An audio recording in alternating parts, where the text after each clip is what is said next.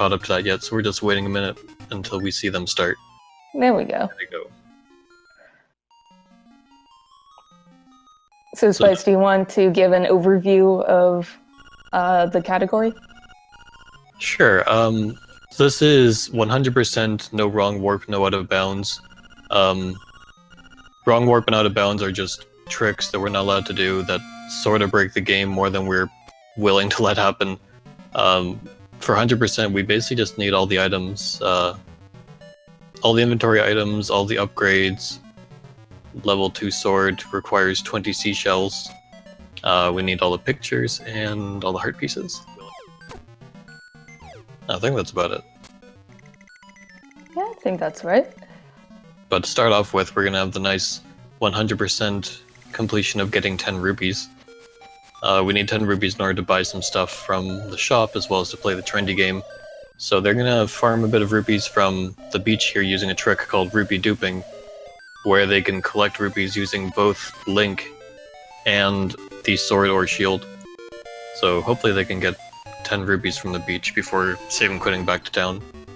Or at the very least that the rupee RNG is about the same. Yeah, they're actually getting pretty good rupee RNG so far.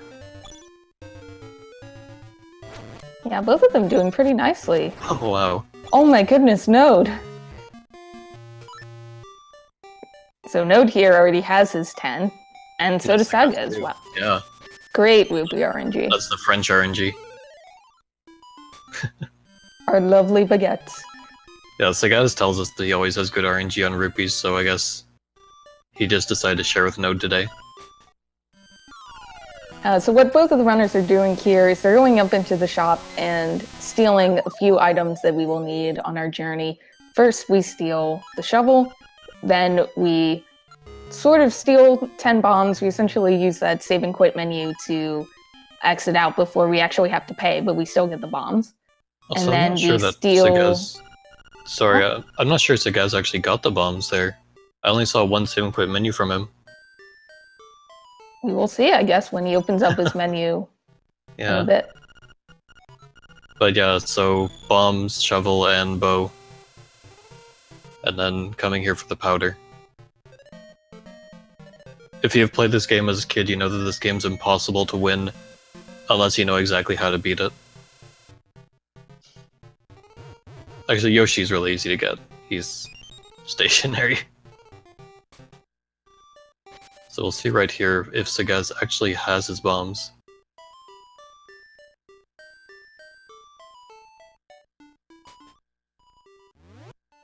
Yeah, okay, yeah, he's good. So we're going in here, picking up our first seashell, and then heading up into the woods to get the key for Dungeon 1. But to get that key, we have to use a trick called bomb triggers. You want to try to explain bomb triggers? So bomb triggers, they actually both did one just now, and it's a semi-frame perfect trick going through that transition. You see that the owl is like not where he should have been. Basically, if you plant a bomb as you transition through the screen and you buffer it through the transition, then the game sort of like gets confused what's going on and sort of activates objects on screen, such as Terran just turning from a raccoon back into a human.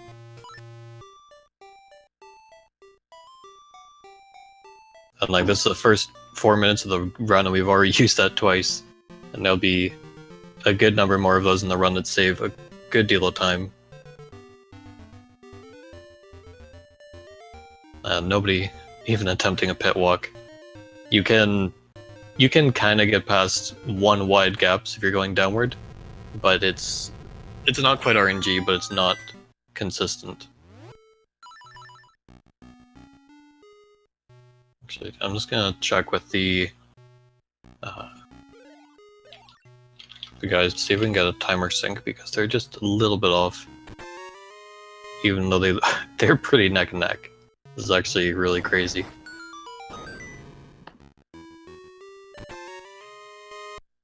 So Sagaz wanted to get rid of that mini mold arm just because it's annoying or something, I don't know. Your resource count for bombs is really not that tight, but your arrows you have to make those last for, I think, like 30 to 40 minutes of the run. So if you use too many of them, like wastefully like that, like Sagaz did, then you can sort of be in a bit of trouble later. Yeah, thankfully, since this is the 100% category, we do get upgrades that replenish our bombs and arrows and so on, but it takes a while to get there. And both of our runners picking up one of the most important items of the game, the feather, allows us to jump and severely break this game. Yeah, like, as if adding a third dimension isn't breaking enough, it actually allows you to sort of just jump over things you shouldn't by using a trick called super jumps, which they both just did, where you kind of clip into the wall a few pixels and you trick the game into thinking you're going off a ledge, and that ledge jump removes your collision with anything, so you can just get right over stuff. And like right there, it's not a huge save because you can get a key from like a couple rooms over, but there are ones we'll use later on that skip like 10 to 20 minutes of the run if you had not been able to use that jump.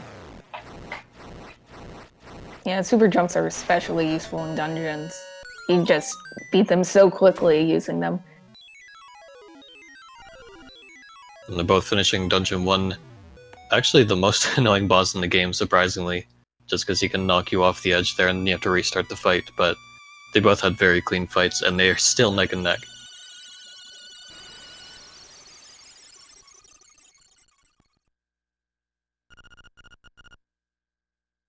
But now both of the runners will be heading off to Dungeon 2, but collecting a few things along the way. Do you want to explain what those things are?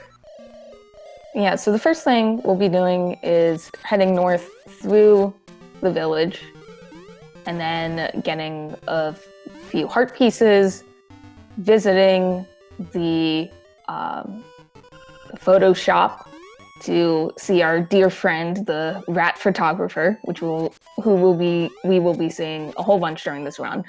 And then picking up our dear companion, Bow Wow, who unfortunately in Hundo we don't see too much of him and the interesting things he can do, but we'll get to hang out with him a little bit. Want to see more of him? Look at any percent category.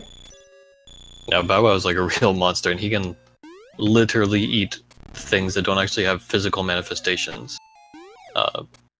And he's a hungry boy. Yeah, we have to take him home for a photograph in this category, so unfortunately we don't get to make full use of him, but he's incredibly powerful if you have him later on.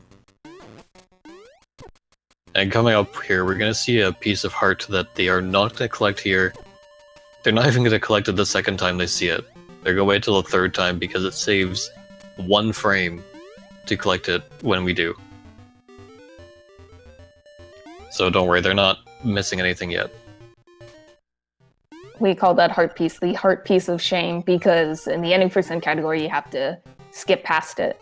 But since it only saves a frame, it doesn't really matter unless you're one of these crazy runners looking at every frame you can get. But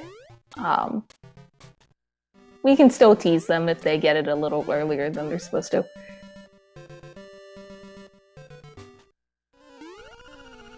Now, like, in this category, if you collect it early, it is actually more shameful than in any percent, because that category, it's not actually hard to grab it by mistake, because you have to jump straight over it very quickly, and you don't have a lot of time to like make sure you're properly lined up for it.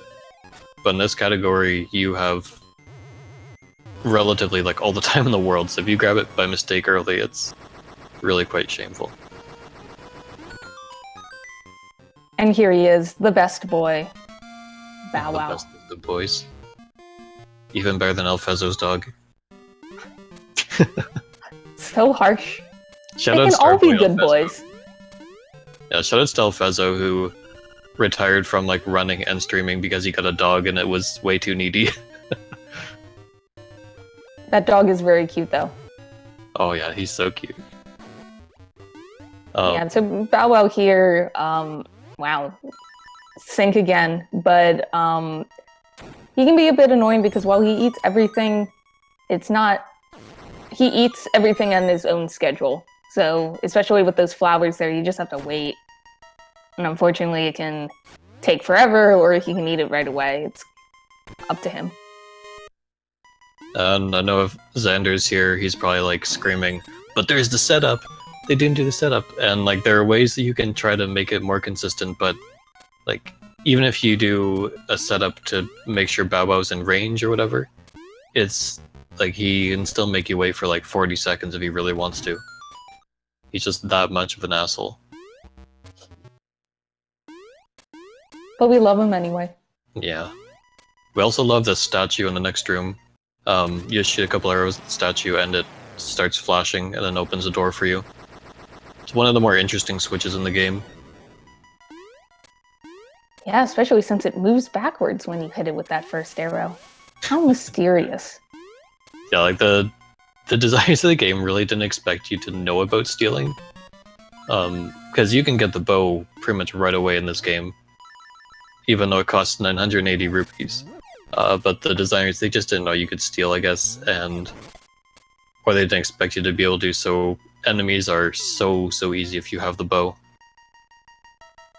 And we did it already in Dungeon 1 on the Rolling Bones mini-boss as well. Most of these mini-bosses go down in either 1 or 2 arrow shots, so much faster than doing it the other intended ways, using your sword or whatnot. Mm-hmm. We also didn't really mention them earlier, but this game has bomb arrows, which you may remember from Breath of the Wild, where they are intended fully, but in this game, we're not really quite sure if they're intended or not, but we're pretty sure they are. Basically, you shoot a bow, or an arrow and a bomb at the same time, and the bomb attaches to the arrow and explodes on contact. And we're actually going to be using this on the boss here to do some really quick damage to him. Yeah, so the first thing you have to do with this genie is, after you throw these flames that you clip into the wall, grab him, and then throw him in the wall, and that breaks his jar immediately, and then with a bomb and a bomb arrow, he goes down very fast.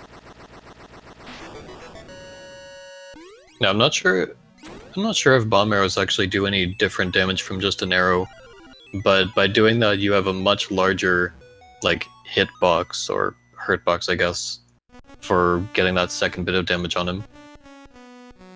So that's why we do that instead of just an arrow.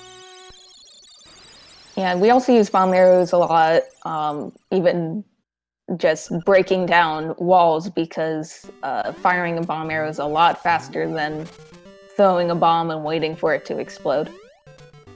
Just to reply to chat for a bonus, I think you may be thinking of Oracle of Seasons, because I can't think of a skull in the desert in this game, but I know there are talking skulls in that one.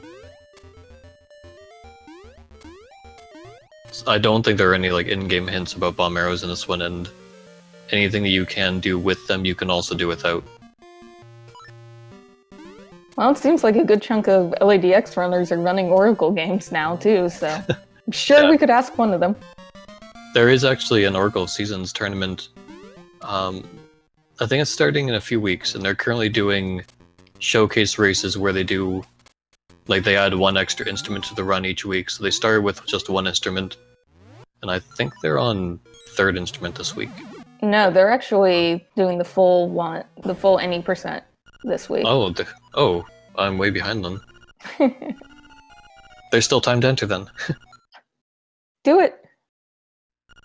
So this is the Mad Bat. He upgrades some items. He upgrades bombs, arrows, and magic powder. And every time you see him, you get 2 options, essentially, which determine what gets upgraded.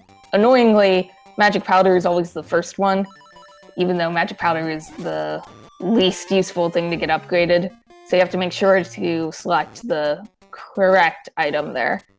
So here we will be upgrading the bombs. The next time we see him, we'll be upgrading arrows, and then the last time we'll be upgrading magic powder. Yeah. And each time you get the upgrade, it refills your thing to full capacity, so we now have 60 bombs each, which is going to be more than we need for the entire run. And we'll be trying to make use of our arrows as best as we can until we get the 60 refill for them as well. And then powder last, because we don't care about it, really. It has 2 or 3 uses, and that's about it. Yeah, it gets you into Dungeon 2, that's required. It's required unless you have Mushroom for defeating a couple of bosses, one of which is in the Color Dungeon, which we will definitely be doing. And then you also need to get the upgrades. And if we didn't need it to get the upgrades, we would get Mushroom after D2 because it's faster and it also allows us to do some really cool tricks. But we can't do that, unfortunately. So right now they're getting their 3rd photograph with our friend Richard, who they're actually just meeting here due to the way we've done things. The game probably intends you to have talked to him before now, but this is where we meet him, and it's also the last time we'll talk to him. We'll see him one more time. No, we won't. We won't talk to him, though. That's true. He has a really annoying side quest where you have to go into that castle, collect 5 gold leaves, and then return them to him, and he'll give you access to his, like, bush maze thing, where you'll find the key to Dungeon 3. But by using a trick called Villa Skip, we're just gonna completely skip over doing that. Do you want to try explaining how that works? Yeah, so essentially, as you can see on Sagaz's screen, he sort of goes to the bottom of this pit, and he's waiting for this audio cue of Link falling into the pit. And then you can transition, and the game pushes you down into the maze. And that's how we can get in. Like Spice said, we would have to do a long side quest to do it the other way. So this saves us a whole bunch of time. But it does make the key there look like a leaf. But don't worry, it's a key. Yeah. It's also worth noting, like, where they do the Villa Skip. If they were to do that on the right of the 2 bush tiles, it would skip them entirely past that screen Node was just on. Just because if you are... Like, it sort of pushes you down falling as if you're going down a cliff, but it'll skip you over every single solid tile, which is what those bushes are. So it would just skip you right down to the bottom, and it would look cool, but not really help you at all. So Sagaz here doing another trick called Jesus jumping. You jump in onto the water, and then when Link has these little ripples next to him, you can transition, and then you're able to buffer a jump out of it. So we'll be using that a lot when we need to get over bodies of water before we get the flippers. Yeah, right here we just use it for the transitions, but later on we will actually be jumping right off the surface of water to do some skips.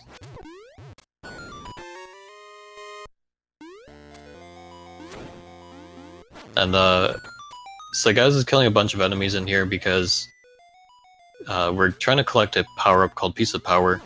This is the only place in the run where we will get it, unlike our any percent categories, just because the counter for when Piece of Power appears is reset by save and quit. So this is just the only place that there are enough enemies to be able to get it. So hopefully this screen here, Sagaz is going to get his drop from one of the birds. Oh, he gets the acorn. But at least he did get the Piece of Power. Yeah, so the nice thing about Piece of Power here is that it increases your attack damage and also increases your speed. And that speed is very useful for the trick that Sagaz just did called Dodongo Skip. Essentially, you can do another super jump, but bounce off of the Dodongo with your sword in order to change the trajectory. But you have to do it pretty quickly, because if you don't, then you can actually get soft-locked inside of the wall. So I like how you had to think about what the actual name of the enemy is. Yes, I did. Because we just called this the Dong Skip, because that's what I got to name it as the creator. And people have to go along with what I say. I did not know you were the creator. Yeah, I kind of found it by, like, semi-accident. but I called it the dong skip, so other people have to as well. Yeah, you we'll might be thinking... seeing... Oh, go ahead. Sorry, no, go ahead. I was just going to say, we'll be seeing this technique of super jumping and changing trajectory midair a whole bunch. So, dungeon boss is Slime Eye. It's the first of the 2 slime bosses, which have nothing to do with each other. This is like the coolest speed kill in the game, I think, because you just get the boss to drop on your sword and kill itself. It's cool, but I still think our most nice has the coolest quick kill if you do boot strats. Did you mean to say shovel strats, though? Also cool, but boot strats are cooler. Debatable. Truth. So, having completed Dungeon 3, right now they're pretty much just going on a big collectathon and getting a bunch of items before they go to their next dungeon. They're gonna get like 5 million seashells, some heart pieces, some photographs, and like just whatever they can to get it along the way as they go through this. Trading sequence items. Oh no, not trading sequence. So they have already opened this cave with bomb arrows earlier. So just coming in here to get the, I don't know, like second most hidden heart piece in the game that I'm sure everybody found as a kid. Perfectly easy to find. Then Sagaz is going to come out here and he's going to talk to Terran rather, and then just save and quit away from him and unfortunately not watch this cutscene of him getting torn apart by bees. Unfortunately. Then just come and collect the honeycomb. Yeah, so we need this honeycomb here so we can trade it for a pineapple, which allows Marin to spawn on the beach. We need to have Marin for a whole bunch of photographs we'll be getting. Yeah, to get the D4 key, we need to go on a date with Marin and bring her to wake up a walrus who is blocking off the key. But you can't do the date with Marin until this bear tells you that she's on the beach. Because even if you go there, unless you know she's supposed to be there, she's not. It's dream logic. It makes sense. Yeah. It's like the power of Inception. The bear plants the idea that she's going to be on the beach and actually changes Link's dream to have her there. Also, we didn't really mention it before, but when you go to the seashell mansion where Noad is right now, with 5 or 10 seashells, you will get a free seashell present. And so they've actually collected both of those. And so right now, Sagaz is at 12, and Noad is getting his 12th right now.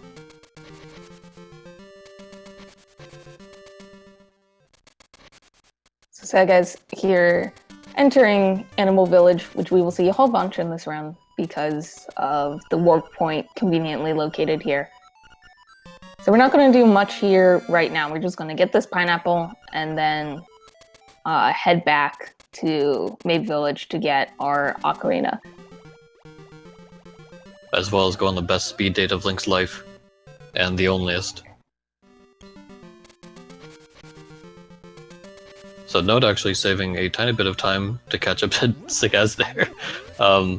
Because you can also save and quit out of the conversation with that bear, which Sagaz, I'm not sure if he missed it or if he just doesn't do it, but saves a tiny amount of time. But now Sagaz going into his dream in a dream to get the ocarina, using a nice little naked super jump, where you're able to do it without needing a sword or a bow to redirect yourself in midair. And now he will head to the most important part of the run, fishing the pond. Sagaz is actually the world record holder of our Fish the Pond category, in which the goal is to fish up every fish in this pond. Unfortunately for this category, we don't need to get every fish, we just need that big one at the bottom right, which has a heart piece in its belly. So we get rid of that top one, just so we won't steal the lure as we're trying to get the big one, then we get the fatty. Must be pretty gruesome, Link just reaching in there, stealing its heart. I think he eats it. And steals its courage.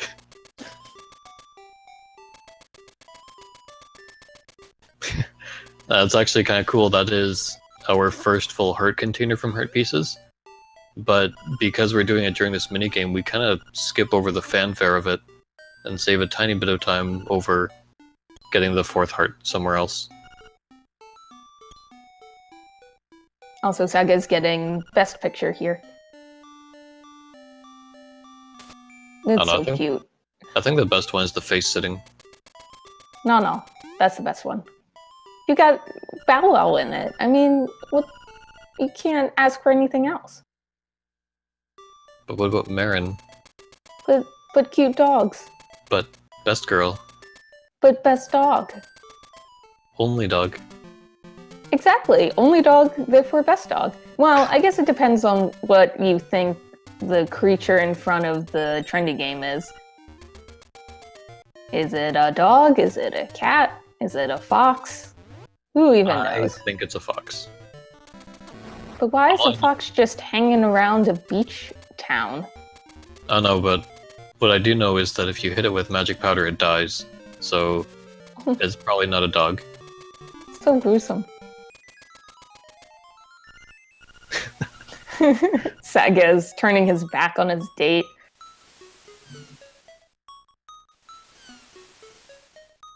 Yeah, so this is just a big bit of mashing where you just want Marin to shut up as quick as you can so you smash.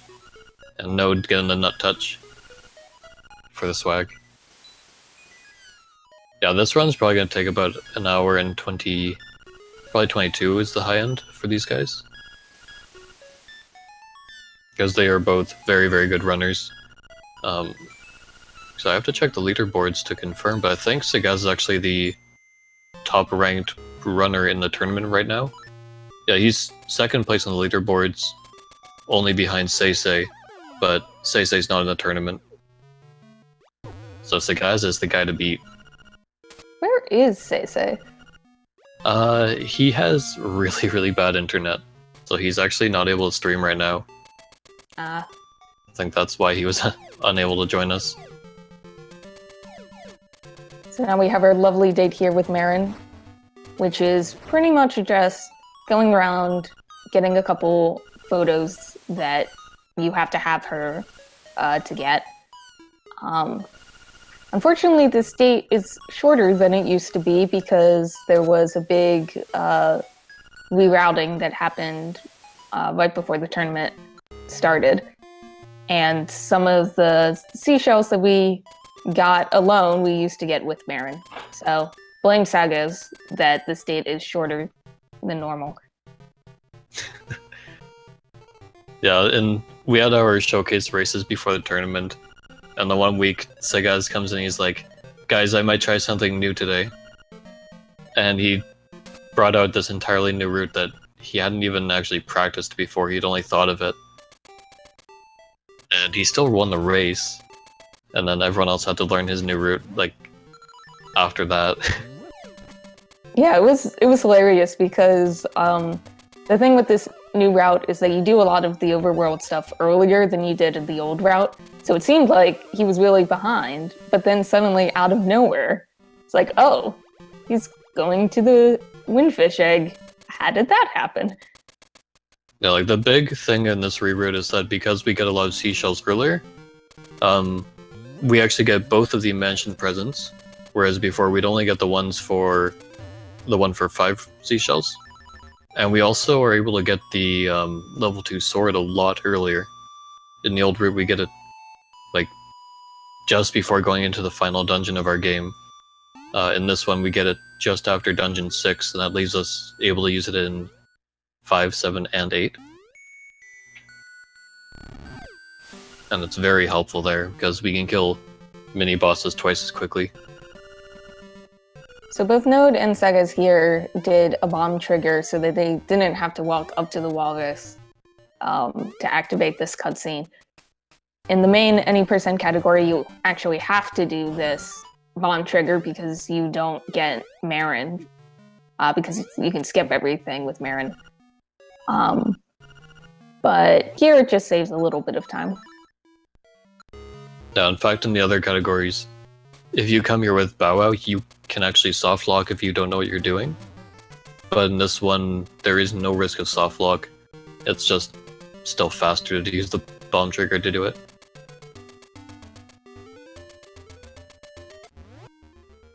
And Sagaz terrorizing this hole with arrows. What did that hole ever do to him? It sucked him. Yeah, but that was... But he preemptively attacked it. Well, he knew it was going to do it. He was just covering his own bases. Sagaz can see the future!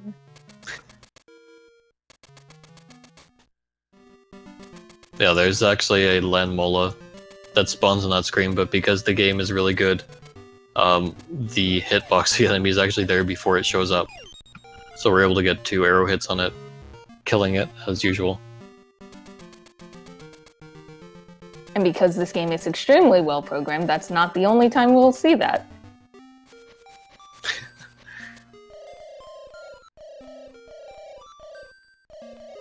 I mean, to be fair, it's slightly better than Seasons. Oh, Seasons. There's one mini-boss in Seasons where you can actually kill it with bombs without ever seeing it. Also, comedy, what's up, dog? I had to do it. I can't resist up dog jokes. Tisk tisk. So this guy's getting the first song on his ocarina, and after this point, the ocarina becomes the most annoying thing in the world, because every time you menu over it, it'll pop up like a sub-menu, and it takes a second or two to actually get off of the menu. And so if you menu incorrectly, it gets in the way a lot. It's really annoying. Yeah, it's pretty awful. Especially since, even though we need to get all 3 songs, we only end up actually using one of those songs. The other 2 songs, their uses either can be skipped using bomb triggers or fancy jumps. Yeah, unfortunately, we can't bomb trigger warping back to Mambo's Pond, so we have to use the song for that one. Wouldn't that be interesting? Also, like whoever you're just in a random location and you do a bomb trigger and suddenly you get warped over there. That'd be cool. Also, whoever in chat is saying that Frog Song is best song, we're gonna be making sure no one has to listen to that because we're good commentators and we care about you. But we'll make sure you get to hear Mambo's Mambo twice. Well, depending on how close these 2 runners are, they may overlap anyway. Oh, Jesus, what happened to Node? How is he in the lead? Magic? Did Sagaz do like an accidental save and quit? I didn't see. I hope Node didn't like skip a seashell or something. He has 14. Yeah, because Sagaz was definitely ahead going into getting the song from Marin. Well, they both have the same number of seashells. Also, oh my god, they're both doing ERS. Oh god, no. Oh god. Okay, so I'm just gonna start explaining it now. They're getting a seashell and a photograph, blah blah blah. But the trick that they're gonna be doing in this cave Node just entered and left is called early rooster skip. We have another trick that we just call rooster skip, where you use your hook shot and a feather to basically be able to jump on pit tiles. And that's a cool trick, it looks swag as hell, and we love it.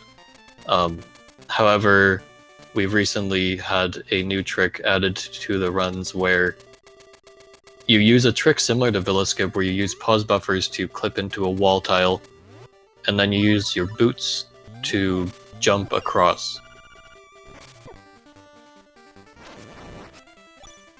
Yeah, so it looks here, according to the chat, that Sagaz had to do the Marin song twice. Oh, that is a terrible way to lose time. But Yeah, at least you get to hear lovely music. yeah, when you talk to Marin, she'll be like, "Oh, did you remember that song?" And if you mash B there, she'll take that as a no. Oh, a nice Oh, node. wow. That was That an was excellent. very quick. Let's see if Sagaz gets as good a luck. Doing this now, it saves a bit of time, but it's a very hard setup. And sometimes the amount of times you have to buffer just makes it so you break even. Yeah, like one of our community members, Vlak, who is still in the tournament, he did some timing of it recently, and he found that if you get the buffer there perfectly, you can save, I think, 13 seconds over a perfect rooster skip. So it's not actually a huge save because you're normally going to get a lot of buffers. But it is a fair bit more consistent, I'd say.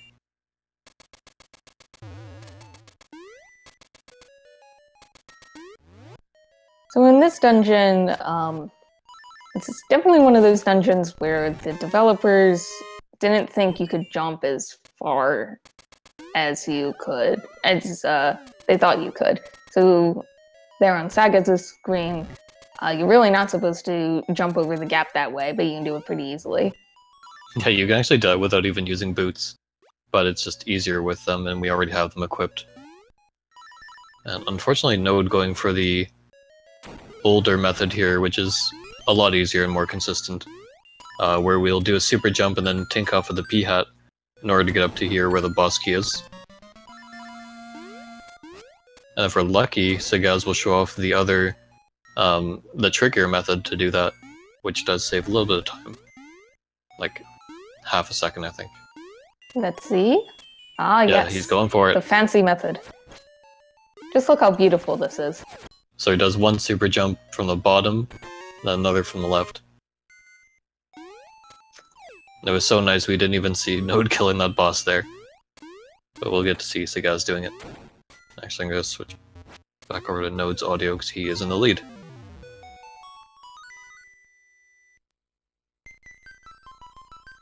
So Sagaz having a very nice fight because that's a pretty easy boss when you know what you're doing. But he is now completely out of arrows. Luckily, he doesn't need any more for opening caves or anything like that. And he'll be getting an upgrade pretty shortly. I see the real reason why you changed the audio. Got me.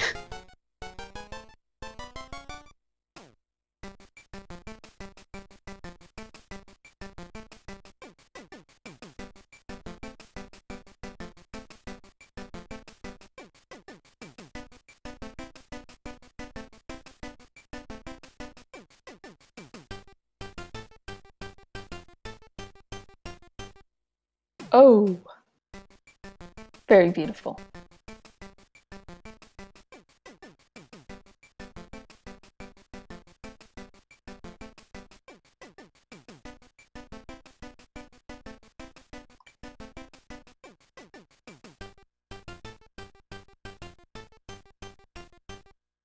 Oh. So nice, you gotta hear it twice. Contrary to popular belief, that is best song. Mambo's Mambo, which has the effect of either warping you to Mambo's pond on the overworld or to the beginning of a dungeon. And it's the only song we'll actually play in the game. I still think Marin's song is best song, but this is definitely a close number 2. Unlike the song that shall not be named. So, in order to get another photograph, they're gonna have to complete this ghost side quest. In our any % categories, we'd skip over this by doing D6 before D4, which, for some reason, having the level 2 bracelet causes this ghost to never spawn. But we do need the photograph, so we have to do them in 100%. But we'll collect a few things, actually bomb triggering our way partway into the trade sequence here. I know the reason why. It's because this game is very well developed. Oh, I forgot. Thank you. How could I forget how well developed this game is? So yeah, this is, I don't think we've seen it before in the run, but they do what we call a pit bomb trigger, where you have to hit the bomb button twice within, I think, like 4 frames over a pit tile, which for some reason the walls count as pits. Yeah, Node had to waste a whole bunch of bombs compared to Sagaz, but like we said before, you have a lot of extra bombs once you get the upgrade. And yeah, Jiggly Saint. He is the guy who should know because he has done a ton of digging around into what makes the game tick, and I think he was actually the guy who actually figured out how room data worked. So like every ROM editor that exists is pretty much thanks to him. So I guess many thanks to Jiggly Saint for all the work he's done in that regard. I mentioned. We kind of missed mentioning it, but they're doing a trick Node's already done called Zora Bump. And is Sagaz still gonna get it here? There we go. Yeah, so we use a shield to bump off of either the Zora or one of its projectiles in order to land on the, just right on the ledge there. And then we're able to do a super jump across. And this super jump saves, like, literally 10 minutes of the run, maybe? Yeah, it's a good chunk. Quite a good amount.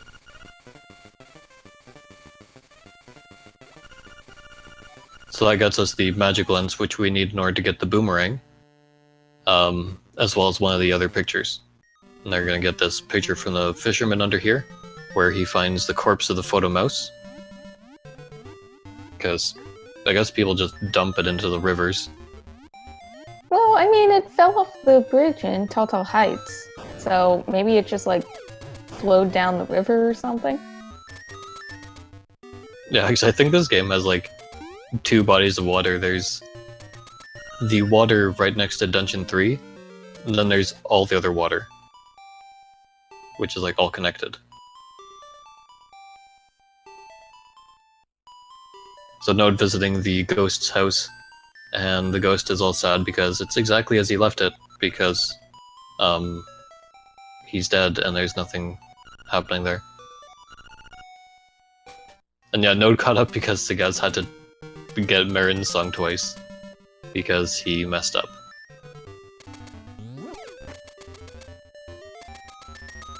So now Node going down here and getting one of the most powerful items in the game, the boomerang. So in order to get it, you have to give this guy, who you can only see when he has the magnifying lens, which is why we had to grab that first. You have to give him whatever item is on your B button. So I'm sorry, people who love the shovel, but it is now gone. Yeah, it's really quite unfortunate because there's a lot of cool things you can do with a shovel. We kind of glossed over it during early Rooster Skip, but you can do a thing called boot charge storage. I don't know what it's actually called, but you basically use your shovel while you're charging your dash, and you will, you'll store the dash, and then if you jump, you'll have the full speed from it. And there's some other cool stuff you can do with that. But you can also do a lot of interesting things with the boomerang, so it kind of balances out. For example, you can destroy bushes and pick up seashells with it. And get hook shots early. Spoiler alert. Alright, so we're going to pick up our second upgrade from this bat. Once again, making sure to select the second option and not the first. And this will fill up all of our arrows and give us 60 of them, so Yep, and just like the bombs, this upgrade is more than enough to get us through the rest of the run.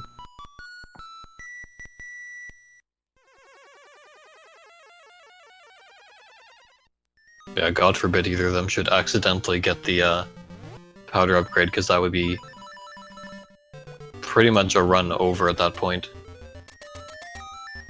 I mean, you technically could get through it. It would be, obviously, it would be a lot slower, but you could get through. It would just be sad. So we have Node taking the ghost back to his grave, so he can rest in peace forever. For about like 10 seconds. More importantly, get a photograph. Yeah, you can rest in peace for 10 seconds before we come poking around at his grave and getting a picture taken with him. Apparently he hasn't quite shuffled off this mortal coil yet. Well, considering how many gravestones have like entire cave systems and dungeons underneath them, maybe he has like a much better house there. And that's why he wanted to move to this one. Maybe. No, doing a cool trick where you can actually pick up that heart piece using Boomerang through the rock. Because once again, this game is held together with, I don't know what, bubblegum and safety duct tape. pins, duct tape. Super glue. So here is the color dungeon. Look at all these beautiful colors. There's at least like 8 of them on a screen. Amazing. I think 16 is like, as far as Game Boy hardware goes, 16 is the maximum number of colors on a screen. I did not know that. But did you know that there are rupees in here? I did know that. Did So you know that these rupees are really, really weird? Yeah, a lot of people probably never knew about this rupee room, but there are 140 rupees in that room in 5 rupee increments.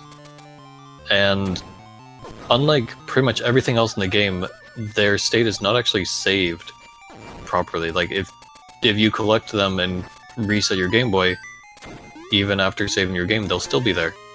So we collect a bunch of them right now, and then after they collect the boss key here, they are going to do a hard reset. And that's going to cause the rupees to reappear, and they will get another 130 or 120, however many they need to have 300 total. Because we need that in order to buy the worst song in the game, which doesn't have a name. Oh hey, there was one of the very few uses of the magic powder over there. Sagaz went too fast for his own good. He tried to leave the screen using the boomerang to collect the key, but he actually left the screen before collecting the key. Hey, this is Color Dungeon. This isn't Dungeon 5. Calm down. No early hookshot for you.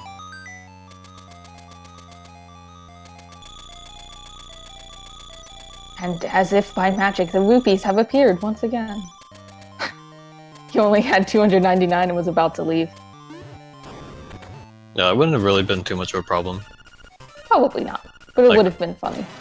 Most enemies, I think, have like a 50-50 chance of dropping a single rupee. So, like, it's easy enough to make up 1 or 2.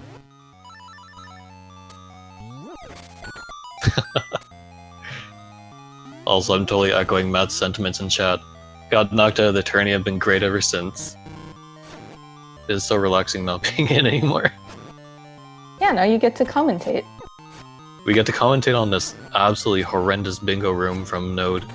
Oh, so bad. You have to put all of these ball-ish enemies into a pit of the same color, but it is just such a pain. I think Sagaz getting a little better luck than Node did. Yeah, Sagaz used his boomerang to be able to push them around a lot more easily, whereas using your sword as Node did, like, you can basically only push them straight away from you, and the hitboxes are not the easiest to work with. Oh yeah, there was a boss here. Yeah, this boss, you just stand there and spam arrows until he dies. Oh, Sagaz's actually having a little bit of trouble. Oh, Ooh, not Node like getting this. the red tunic. Interesting. Let's see what Sagaz does and if he takes the correct tunic. Vlad, who we'd mentioned earlier, he actually timed it out. Oh, he's doing red too. Vlad actually timed it out and found that the red tunic, or the Aww. blue tunic is actually faster. And also, Sagaz Ghost. Node just wanted to see how far ahead his opponent was. Just saying Node, hi. Node actually doing an homage to Sagaz there. Because once upon a time in a rando race, Sagaz didn't know about that ghost and accidentally spawned it and scared the poop out of him. In French, no less. En français. Someday I'm gonna ask somebody to translate exactly what he said, because I don't know French. There's a lot of putain. And that's about all the French of his that I know. I know 0 French. Alright, so right here is this signpost maze. You essentially have to examine these signs in a particular order. You have to make sure to not read one sign twice, because then you have to start all the way over. And honestly, this part is just time consuming. The only slightly difficult part about this is that giant pit down there that both of them managed to jump over. Because you're supposed to have the hookshot for that, but once again, Feather plus Pegasus boots go a long way. Now, in the old route, we did this a bit later in the run, so we'd actually be able to, we would be able to use the hookshot to get across the gap. Oh god, no. Oh no! There's no way of skipping this. God. But yeah, with the items we have... With the items we have, we can only get across there with a boot jump. Or, like, a lot of pit buffering, which would lose an obscene amount of time. No, just go get the mushroom, and then come back. Yeah, get the mushroom, come back and get it, then take the mushroom to the witch and trade in for the powder again. I don't even know, if you get the powder upgrade, and then you waste it all and go get the mushroom again, when you get the powder again, will it still be upgraded or not? I have absolutely no idea, but there's no useful reason to ever test that. Exactly, there's no useful reason, I'm just curious. Yeah, there's no useful reason to ever have more than like 10 powder. No, you need more than 10. Because the color dungeon boss is 6, and then... Okay, yeah, you need 11. And then you need 3 for each of the bats, and then another one to get into D2. And then if you miss the nightmare skip, or the blob quick kill, then you need 3 more. That's definitely more than 10. Or you could just take the mushroom to the blob and kill it in one hit. Look at this mushroom! Yeah, like, there are a couple of Buzz Blob bosses in the game which you're supposed to kill with the magic powder, but if you use the mushroom in that room with them, they will die immediately, for really no good reason. They're allergic to mushrooms. Yeah, it's smelly. You hold it above your head and a strange smell wafts into your nose. So we have the ghost of the mouse. We've had his corpse, and now we have his ghost. This is like the most dedicated photographer ever. If you guys need a wedding photographer, he's the man. Well, maybe you got some tips from the ghost that followed us around. Yeah, like, it's not even like fake powder. There's nothing special that we have to do for it. We just use the mushroom and it just works. It's because the two items are kind of coded together. They occupy the same, like, item slot, or like item ID. So I guess the game thinks like, oh, you use the mushroom, that's a powder, and deals damage for as long as it's active. I don't know. So both of them now in the Armos maze, which is a lot easier when you have Bow Wow, because Bow Wow just goes and eats most of these Armoses for you. But not too awful. Let's see what strategies here. Looks like Node doing it with Feather and Sword. No, this fight is super quick and easy when you're using the red tunic. Because as long as you slash with the right rhythm, you can prevent the Armos Knight from ever landing and stunning you. Whereas if you're using the blue tunic or green tunic, you don't have that knockback, so you have to be a bit more careful about not being stunned. But boot strats. But shovel strats. But fire rod strats. Fire rod strats are actually the best ones. You just face it and spam your fire or magic rod rather, and it'll just kill it. You don't even have to think. Yeah, that was one of the techniques used in the route before this one, but now since we don't do D6 before D8 in this version of the route, we won't have the magic rod to do that. I mean, you could use the bow, but why do that when you can do boot strats? Honestly, I don't know what the intended thing for it is, because I know that's how it is in Link to the Past, but in this one there are a number of things you can actually damage Tharma's Knight with.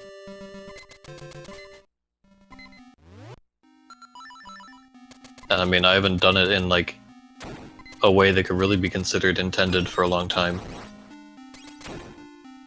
There's nothing about it that's unintended, like using the boots.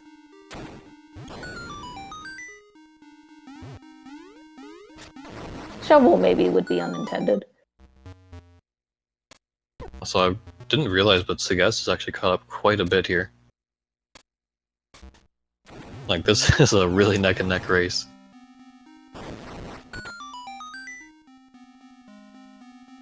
But right now they're collecting their level 2 power bracelet, which allows them to pick up a big elephant-shaped thing one time in the entire run. And amazingly, that is not the most useless upgrade in this game. Yeah, there's the level 2 shield, which we pick up for completion.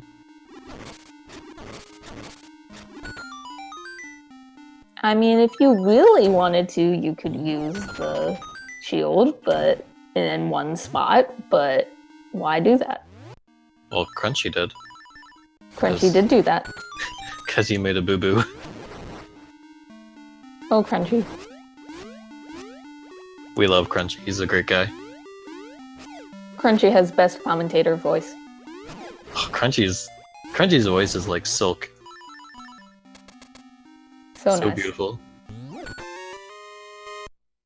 So, they're both opening this chest with a pot, which is the intended way of doing it, and that's the only chest in the game that you can do it like that. And I think the owl right in there actually gives you that hint, but you need the owl beak for him to tell you anything. But having grabbed that, they're gonna head on to the boss, which is the horse heads puzzle. Essentially, here you have to throw these horse heads and hope that they turn up the way you want them. Oh, was that Nice. second try? Second try, yeah. Alright, let's see Sagaz. Fifth try for Sagaz. So lost a few seconds there, but not too much. I forget what the record is. 30-something? I think it was 34th try from the famous Cravone Gaming. He's famous for having some really excellent screw-ups in the game, such as the anglerfish fight in D4, which no one will ever let him forget. Now, Bamboo, we don't all have your hacked cart. Yeah, Bamboo has a hacked cart that always works for horse heads. First try every time. But because he's an admin in our community, we let it happen. Otherwise he'll just ban us. He has the power.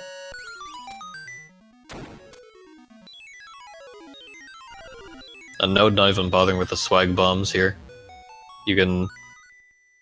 Oh, Sagaz's not doing it either. My god. So you can actually plant... He did the first one. Yeah, but you can actually plant a bomb there, and then while you're in the jingle jangle thing here, you can actually just keep picking it up and throwing it, and then grabbing it out of the throw. It looks silly, and it does nothing, but it looks silly. No. It's RNG manipulation. Now Oh, both of right. them will have really terrible Aghanim fights. Oh, don't forget early hookshot. Oh god, even worse. So, right now they're both heading into the Seashell Mansion for the third and final time, getting their level 2 swords. And, like, this is so close. Like, Sagaz we're an hour in and they are seconds apart. Sagaz is really caught up here. Yeah. As we said at the beginning, Sagaz is the guy to beat. And, he's definitely not making it easy for Node.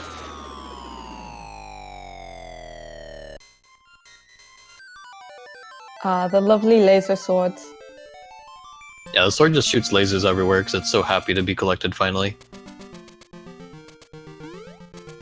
So having collected that, they're going to go down to Dungeon 5, where some really cool stuff is going to happen, and they're going to skip like 99% of the dungeon. Anyone who's played this casually, like, you'll remember that knobhead Master Stalfos who actually has stolen the hookshot out of the chest that it was supposed to be in, and left you a really dirty note being like, "Neener, neener, neener, come fight me if you want it." And in our any percent categories, we have to fight him because we have no choice. But in this category, we have Boomerang, which allows us to do a really cool trick called early hookshot. So do you want to try explaining that before we get there? Yeah, so essentially how it works is that the game has a record of what like items you can pick up for each of the rooms. So in this room they're currently in, you pick up a small key. But in the room right next door, you pick up the hookshot. So if you use the boomerang, you can actually bring the small key over to the next room. And when you pick it up, the game's like, oh, you picked something up in this room. Therefore, it's definitely the hookshot. Unfortunately, it's kind of, even if you have the correct setup, it's still like a 50-50 shot whether or not you actually get it. Looks like Sagaz got it and Node got it. Both getting it second try. That's pretty good. Yeah, but it looks like Sagaz took the lead by just a little bit. Yep, and yeah, but they both did early rooster skip. And actually, I'd say Node had a better rooster skip than Sagaz did.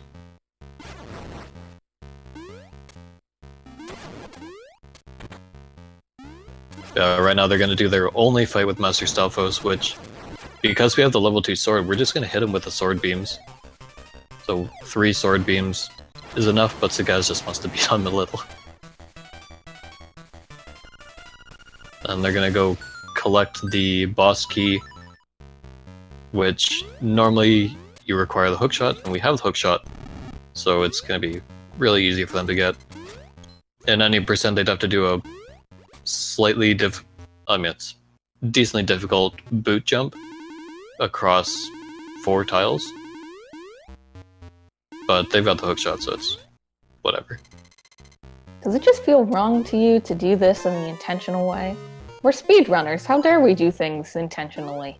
I still like jump halfway, so I don't consider it fully intended. And that's how I sleep at night. Oh, Node getting hit by all the keys. And yeah, as Corin says, that if you were to do that with the boots, that's what we'd refer to as dumb jump. But there are many dumb jumps. Actually, that's the only one in the any percent route right now. Because we now do Dungeon 4 all in one go, so we don't have to do the dumb jump there. Ah, that is true. Although some people call this right here a dumb jump. At least the way Sagaz did it. Alright, here's the worst boss in the game, Wall Snake. The second... It's actually called Slime Eel, I think. That's the second slime boss. And has absolutely nothing to do with the blob from Dungeon 3. Also, he doesn't look very slimy. It really doesn't. I think they just liked the word slime. Or they were on like a really big, what's that one? Dragon Warrior? Dragon Quest? Oh no, Node! Ooh, that could have turned out real ugly. No, in our NA%, there's like a really, really consistent 2-cycle strategy for this boss. But the red tunic adds a bit of knockback that makes it kind of annoying to get the second, or to get enough hits on each cycle to kill him in 2. But they both had like fairly clean fights considering Red Tunic, even though it's the worst tunic.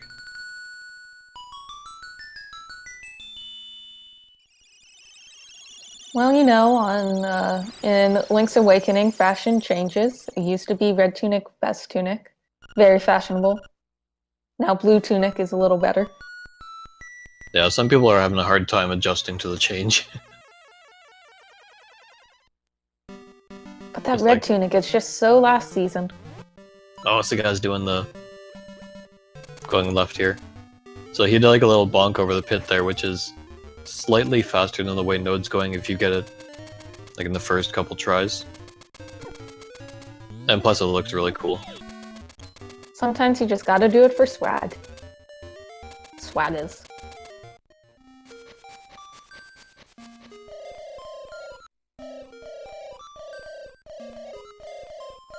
So they're coming up through this cave where they'll do... actually, they'll be getting a heart piece through here, using another bomb trigger. So guys having a slightly hard time pushing that rock. Rocks are hard to push.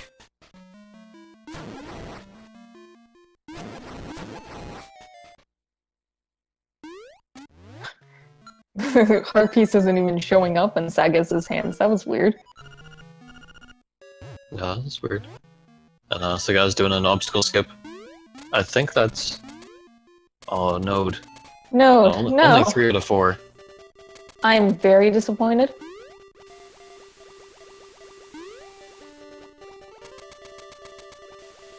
Yeah, I know it's weird too. The bonk is actually really, really easy.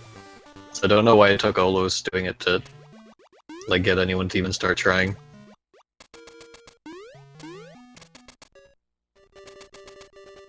You just need one person to set the trend.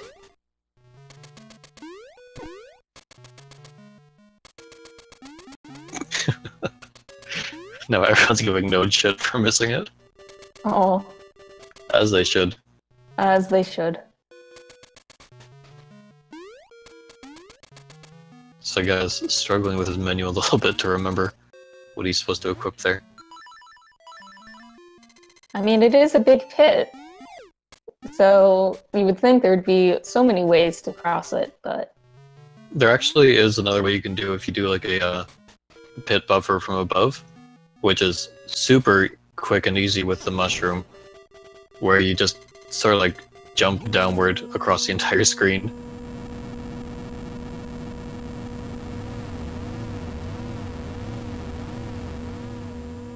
Alright, so we're in D7 here.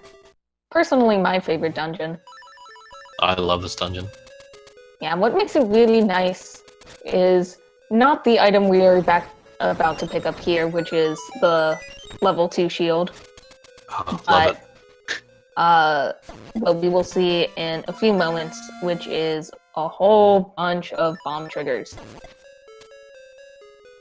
If you can get them all without buffering, it just feels so good.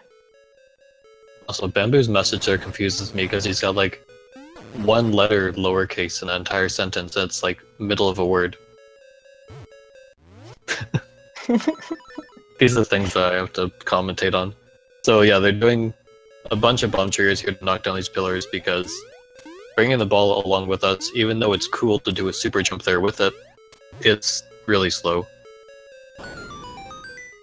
So there's bomb trigger every pillar and then head up to the top floor and destroy Mr. Evil Eagle.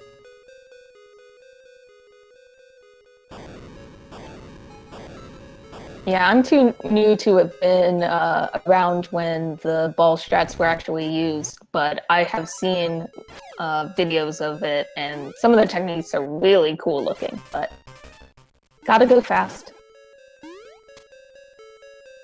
So Sagaz is going for a trick here called Goomba Surf, and because he's a little sissy, he's gonna do it with his sword, because he doesn't know how to do naked super jumps properly. Oh. Very nice. Node here doing another method which is a little bit slower, but a lot more consistent. You do another super jump where you bonk off the P-hat. Also, I'm going to have to apologize for calling Sagaz a sissy when No, didn't even try Goomba Surf. Hey, P-head jump is so much better. Yeah, but it's so slow. But it looks cooler. Yeah. But Sagaz getting a really cool off-screen kill on this eagle. It is actually only possible if you've done a save and quit in your run at some point. For whatever reason, the bottom wall just doesn't spawn in if you've done that, so you're able to shoot downward and kill the eagle. There was a perfectly logical explanation. It's that this game is very well programmed. Oh, sorry, I forgot.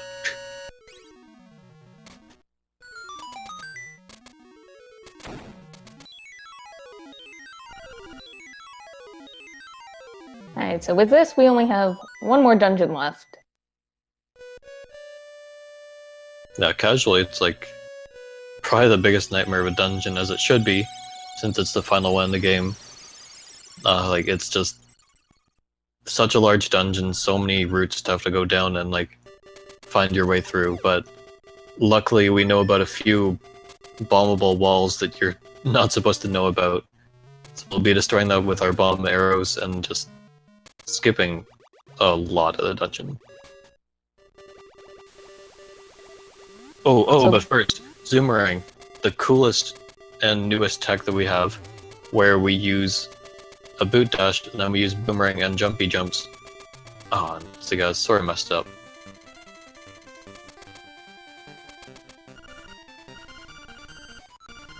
Oh, please. Sagaz. Don't embarrass yourself. No, takes the No, lead. didn't do it. Talk about embarrassing. Oh, no. Sagaz takes the lead. Just barely. Oh, no, wait. No Alright. takes the lead. Can you guys make up your minds? One or the other. Like, it's just so unreal. And now Sagaz is in the lead again. An hour and 11 or 12 minutes in, and they are like less than a second apart.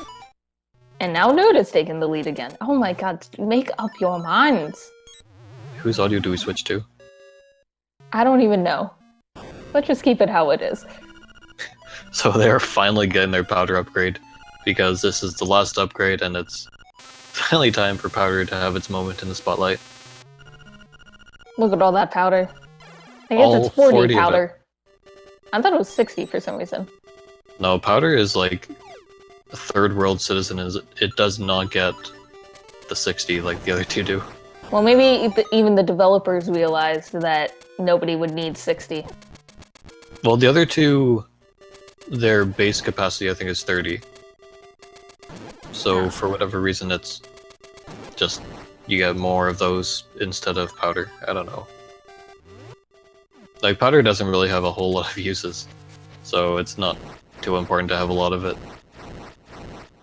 I think the best use of it, apart from the things we've already seen, is that you can use it on the, what are they called, like, cuke men?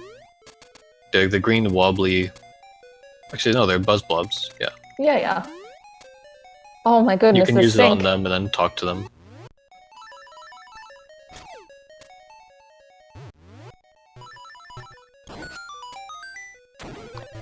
Yeah, so that super jump there pretty much skipped a huge chunk of the dungeon.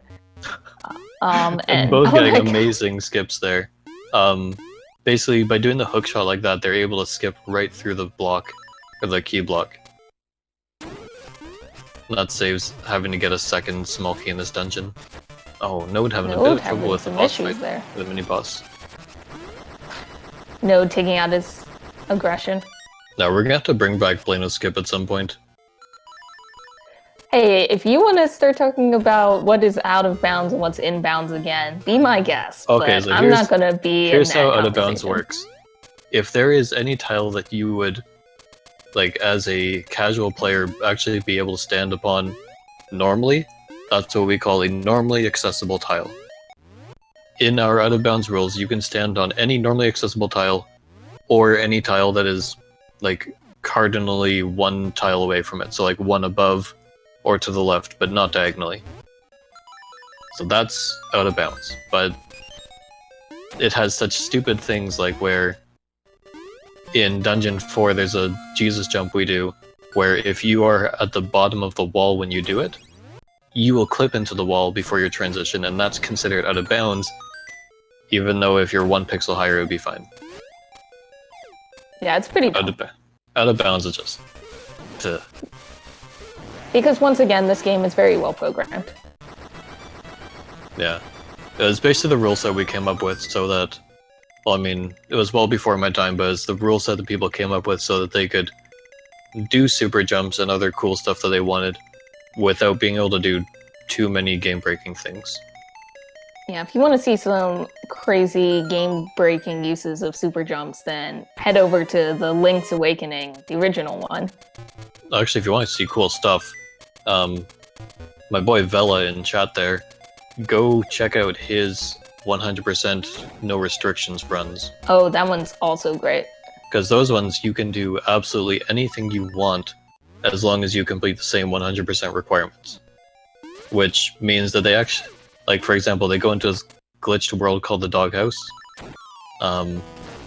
where basically like you have the same map as normal, but every tile is screwed up, and chests have like seemingly random contents.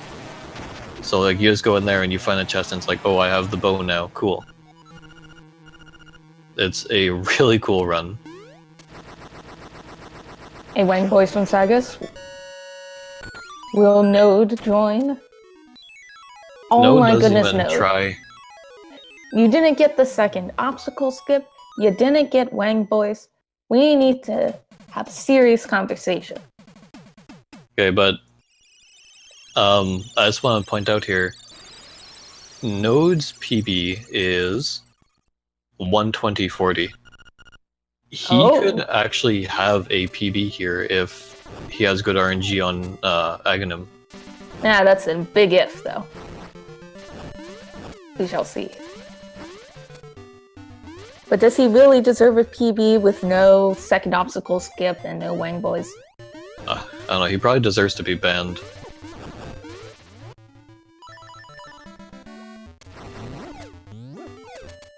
But yeah, Node could get a PB, and that would be really cool to see in the tournament. But at this point, with how close they both are, this is entirely going to come down to RNG and whether or not they can get Death'll Skip. I forget, do both of these runners go for Death'll Skip? I know for absolute sure Sagaz does. He has like visual cues he uses to know exactly when he needs to do it. I don't know about Node. And Matt, I would say you should err on the side of caution and not try to bless anybody, because if you accidentally curse one of them, then we're going to be all very upset with you. Unless they get Blue Ball World Record. Now that's the proper use of cursing.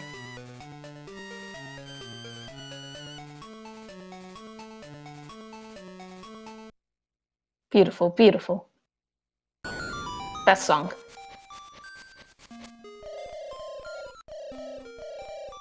So the egg here is a maze, but if you never actually learn the way through, it's always the same. So we know exactly which way we need to go. The Blue Ball World Record's 17. And I believe people said it's shared between Disclude and Watashi Machine. I'm not even familiar with the second person. Nah, he was way before my time. Oh, looks like both of them have gotten tech skip. Oh! Sagaz doesn't get the blob quick kill, unfortunately. Will Node get it? He has to use powder. Yes. There we go. Alright. So Sagaz catching up a little bit on Sagaz, or Node catching up on Sagaz just purely by RNG there. So Aghanim, you have to hit him 4 times with his own balls, but after the first 2 it's a 50-50 chance whether or not you can reflect it. So we shall see the RNGs. So Node is 3 out of 4 so far. I think this is Sagaz's 3rd as well. Oh, 1 blue ball. Oh, and Sagaz gets got his snowballs. 4th. 2 blue balls from Node.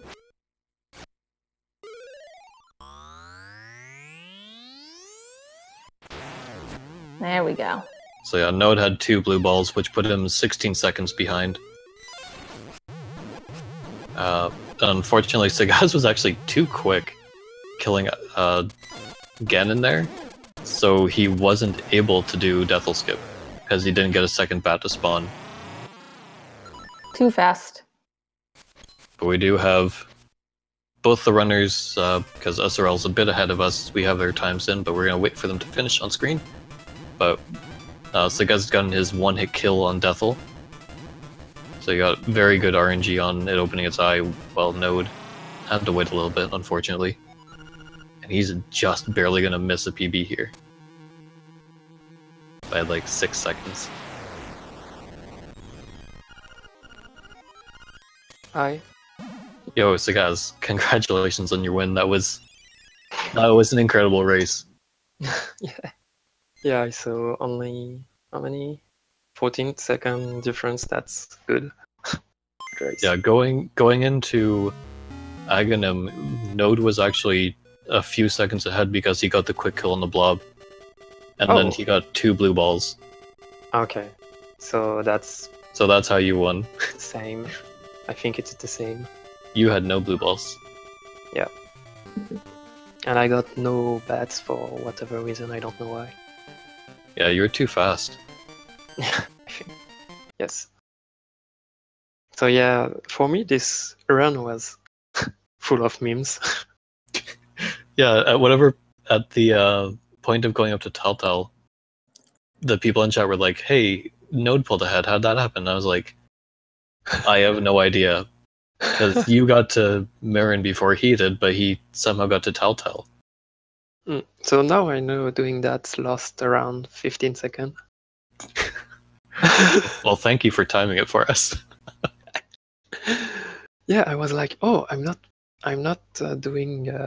putting right button, because you can move a little bit on between Xboxes. So I put right on the moment that's the worst moment possible. Fantastic. Yeah.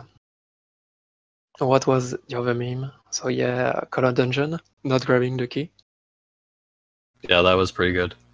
And we made fun of you thinking that there was a second early hook shot skip there. Yeah, and I wanted to take blue tunic, but for whatever reason I forgot. Yeah, I was actually surprised at both of you taking red, because It's clip for... Oh! Do I? I guess noadKajoo PB actually. No, Did he's he? 7 seconds away. Oh, 7. Oh, yeah, okay. Yeah, It if was he literally hadn't just gotten blue those, balls. yeah, if he hadn't gotten the 2 blue balls, he probably would have PB'd by at least a little bit. I mean, with 1 blue ball, it could have been a nice bamboo style PB of 1 second. I didn't... what can I say about this? I'm 1 minute and 59 seconds behind PB. That was okay, actually. Yeah, that's pretty good considering that you had to watch that Marin cutscene twice. That's right. I'm trying to think like what stuff you would have lost time on for execution. I know like Zoomerang, you had a little bit of trouble getting that, but Yeah. other than that, like the RNG you had was pretty good. It was pretty okay, yeah. 5 tries all set. 3rd try Kumba Surf. 2nd try early hook shot. No blue balls. Yeah, it was okay. I lost time. Where did I lost time? So obviously 15 seconds on Marin. I remember one of you, I don't remember if it was you or Node, had issues with the Zora bump. I failed one Zora bump, and I was late for the second one, so I decided to do the buffer setup because I was late. One nice thing that Node did was we did get to see Saga's ghost on his screen. Oh, really? He did that? Yeah, he went up there after Color Dungeon. He probably lost like 6 or 7 seconds doing that. Actually, if it's like 6 or 7 seconds, then he threw away a PB by giving you a shout out. But you gotta have the means and the shoutouts. More important than PBs. Yeah, that was the first time I did that. I was like smiling when I did that. That's okay. Oh yeah, I got two I got 2 things on memes. Yeah, sometimes being fast just you do stupid mistakes. Yeah, I you will gotta say. know when to slow down. Yeah. So looking at the brackets right now, with your win, Sagaz, you will face either Vlak or Alos. And then Node is going to go down into the losers bracket and face the winner of Green Tunic versus Bamboo. Actually, this race was good, but the next race, Olos versus Vlak, will be probably better. Because those 2 guys are really, really strong. Well, I mean, you and Node are also incredibly strong. The race was super tight the entire time. Like, about an hour in, like going into Dungeon 5, you guys were literally 2 seconds apart. Oh. There were like a few different parts where like you spread out and then you came right back together. It was amazing to see. So who would you rather face, Sagaz, Vlak or Alos? For the baguette, I want Olos, but if it's Vlak or Olos, for me it should be good. It's because good race will happen, so yeah. For the baguette meme, I want Olos. Gotta have all the Frenchies together. Yeah, there are a few people, like we're organizing our tournament through Challenge, and there's some people who are just predicting a baguette shutout for the finals in the tournament. So like Sagaz, noadKajoo, Olos, and I think Bamboo as the honorary baguette. Yeah, that's probably the guy who is the most what? Near the baguette, I will say.